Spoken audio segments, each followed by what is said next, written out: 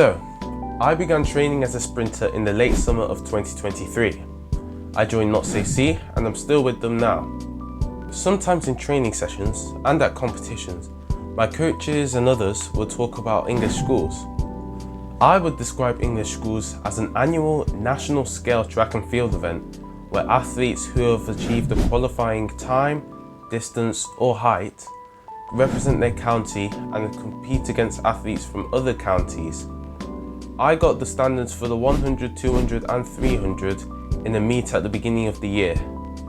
You can watch those races in this video here. My coach had told me a story about an athlete who he'd coached in the past who had made it to English schools, just barely made it to the final because he ran complacently in the heats, and then he didn't even make the podium in the final. Finally, the occasion is upon us.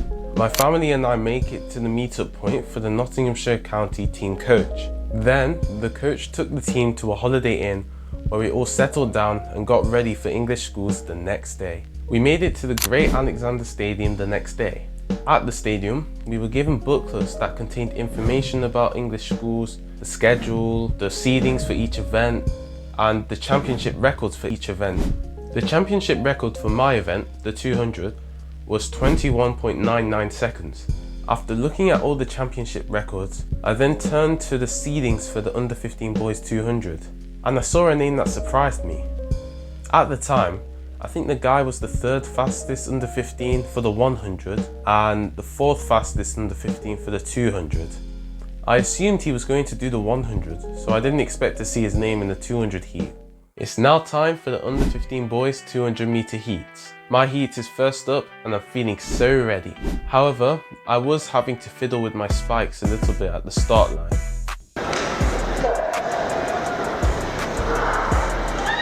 They're away first time.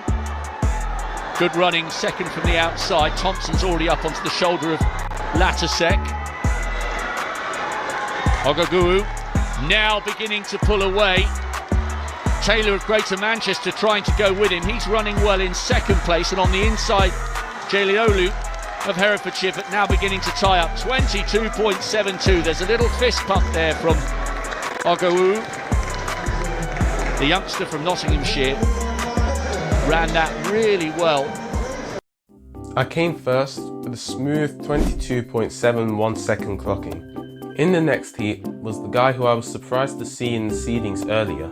He won his heat with a fast time of 22.65. That's faster than my new PB of 22.71 which I ran in my heat.